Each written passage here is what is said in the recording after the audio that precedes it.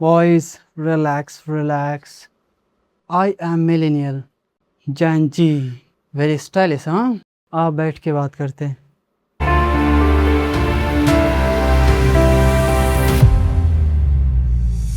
तू मेरी बात नहीं मानते हो, लेकिन मुझे गुस्सा नहीं आया।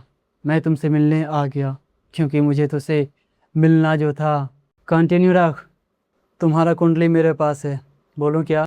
जैन जी, तुम्हारा पुराना नाम झूमर, और लोग तुझे प्यार से डिजिटल नेटिव भी कहते हैं। तुम आगे का बहुत सोचते हो, और तुम में कोऑपरेशन का सी भी नहीं है। तुम बॉस को भी कुछ नहीं समझते हो, और तुम गिव अप भी जल्दी कर देते हो। तुम्हें सहना नहीं आता। एक बार तुम्हें कोई कॉकरोच कह दिया था, तो तुमने उस नाम का एक पार्टी ही बना डाला। Good good, not bad. Millennial, तो ये सोचता है कि जेन जी कोई खोज खबर नहीं रखता। तेरा असली नाम जेन वाई है। तुझे सब एक्सपेरिमेंटल जनरेशन कहता था, इसीलिए तूने अपना नाम मिलेनियल रख लिया।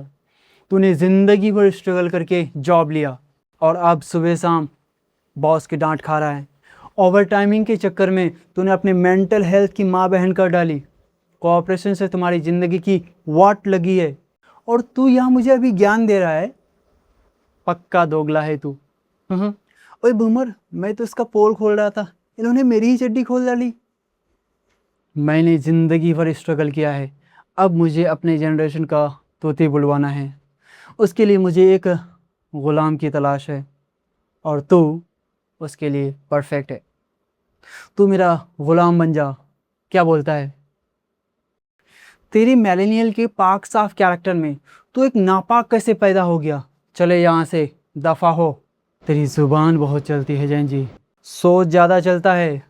मेरी स्ट्रगल को मत भूल तू। मुझे याद रखने की ज़रूरत नहीं। मुझसे स्ट्रगल सीख ले। मिलेनियल से दोस्ती अच्छी नहीं। तुम्हारा कॉन्फिडेंस मेरे एक्सपीरियंस से बड़ा कब से हो गया। जिस दिन दुनिया स्पीड को सिर्फ उम्र से नापना बंद कर दिया। इतना कॉन्फिडेंस ठीक नहीं। सर पर जुनून रखने वाला फेलियर से नहीं डरते। Okay okay, cool cool. Boys, come on. अब 1 to 1 एक बैटल हो ही जाए। Let's go.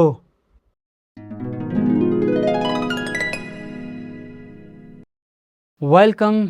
एक्सपेरिमेंट का सैंपल। तो मोस्ट कंफ्यूज जनरेशन है तुम्हारा जनरेशन, जो आज भी पासवर्ड में अपना बर्थ ईयर डालता है। और तो वो जनरेशन है जो पासवर्ड तो स्ट्रॉन्ग बना लेते हो, बाद में खुद भूल जाते हो। स्ट्रॉन्ग पासवर्ड से अकाउंट बचता है, स्ट्रॉन्ग कैरेक्टर से ज़िंदगी। तुम लोग हर बात में स्ट्रगल क्यों घुसा देते हो? क्योंकि हमने स्ट्रगल किया है, मोटिवेशंस के रील्स नहीं देखे। और ये भी सच है कि तुम हमारे तरह जुल्म नहीं सह सकते। जुल्म सहने के लिए मैं कोई कोल्हू का बैल नहीं। हमारे साथ जब गलत होता था तो हम उस गलत को ही सही मान लेते थे, लेकिन तुम्हारे साथ गलत होता है तो तुम जंतर मंतर जाते हो। दिल्ली में एक जगह है जहाँ लोग घूमने नहीं, सुनाए जाने आते हैं, जिसका नाम है जंतर मंतर। यहाँ जितने लोग आते हैं सबकी सोच एक जैसी नहीं होती। यहाँ कोई स्टूडेंट होता है, कोई फार्मर होता है, कोई रिटायर्ड सोल्जर होता है, कोई नौकरी के लिए आता है और कोई इंसाफ के लिए। हर हाथ में एक पोस्टर होता है, लेकिन हर पोस्टर के पीछे एक अलग कहानी। किसी की आवाज़ सुनी जाती है और किसी को इंतज़ार करना पड़ता है। और कभी कभी सवाल सड़क पर आ जाते हैं, क्योंकि जवाब कहीं और नहीं मिलते। लोकतंत्र सिर्फ वोट देने का नाम नहीं है, सुनने और समझने की जिम्मेदारी भी है। असली सवाल ये नहीं कि कौन प्रोटेस्ट कर रहा है, असली सवाल ये है क्या हम एक दूसरे की बात सुन रहे हैं। हर आवाज़ से सहमत होना ज़रूरी नहीं है, लेकिन हर आवाज़ को सुनना एक मजबूत डेमोक्रेसी की पहचान है। ये तो बोल सही रहा है, लेकिन मैं इतना जल्दी हार क्यों मान लूँ? तुम जल्दी हार मान लेते हो। तुम लोग जल्दी मानते ही नहीं हो कि कुछ बदल भी सकता है। तुम वो हो जिसका ब्रेकअप होने के बाद हमारे ज़माने के गाने सुनते हो। तुम लोग वही हो जो PDF बनाने के लिए गूगल ड्राइव होते हुए भी अलग से ऐप डाउनलोड करते हो। तुम्हें रिस्पेक्ट ना मिले तो तुम जॉब छोड़ देते हो। और तुम जॉब बचाने के लिए रिस्पेक्ट छोड़ देते हो। तुम लोग फ़ोन के बिना जी ही नहीं सकते, तुम इमोशंस के बिना जीते रहे। हमने सेक्रीफाइस किए हैं, हम सेक्रीफाइस रिपीट नहीं करेंगे। तुम लोग एटीट्यूड दिखा रहे हो, नहीं बाउंड्रीज बनाना सीख रहे हैं। तुम डरते कम हो, ये बात तो समझ में आता है, लेकिन तुम बात बात पे गाली देते हो। आदत तुम्हारी ख़राब है और केस इन बेचारे कॉमेडियन पे हो रहे हैं। गाली हम मजबूरी में देते हैं, क्योंकि दोस्तों में गाली हमारा प्रमाण बन चुका है। जब हम गाली नहीं देते हैं तो दोस्तों को लगता है कि उसका दोस्त बदल गया है या उससे गुस्सा है, लेकिन ऐसा बिल्कुल भी नहीं होता है। एक बार की बात है, मैं एक वर्कशॉप अटेंड करने गया था हैदराबाद, और वहाँ एक दोस्त मिला। कुछ देर बाद बोला, भाई भोसरी वाले गाली देना यार। मैं बोला क्यों? वो बोला बदल गया ना। फिर मैं बोला चूतिया साला भोसरी वाला, मैं कब से बदले यार? 2-4 गाली खा के खुश हो गया। तो इसका ये प्रमाण है कि हम अभी भी दोस्त हैं। तुम में अजीब चूतियापा है यार। बाय द वे, हम लोग जॉब ढूंढते थे, हम पर्पस से EMI नहीं भरती, EMI से ज़िंदगी नहीं चलती। स्टेबिलिटी इम्पोर्टेंट है, मेंटल स्टेबिलिटी उससे ज़्यादा इम्पोर्टेंट है।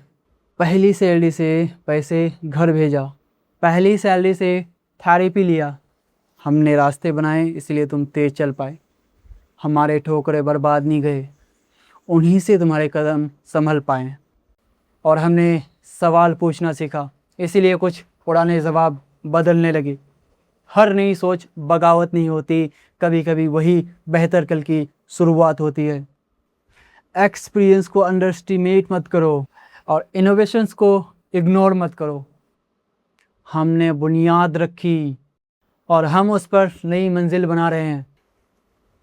हम आपकी बात से पूरी तरह से सहमत हैं, क्योंकि आज़ादी के टाइम में भी 2 दल हुआ करता था, एक गरम दल और एक नरम दल। उस टाइम आज़ादी के लिए था और अभी क्रांति के लिए। अभी जैन जी एक गरम दल की तरह है और मिलेनियल एक नरम दल की तरह। हम दोनों के रास्ते भले ही अलग अलग हो, लेकिन मिशन एक ही है, शिक्षित और डेमोक्रेटिक भारत। तो क्यों ना हम लोग दोस्त हो जाएं और मिल के भारत को आगे बढ़ाने में काम करें। और जनरेशन का फ़र्क कैलेंडर में होता है और कैरेक्टर का फ़र्क इंसान में। इसलिए जनरेशन देख के कैरेक्टर जज नहीं करते,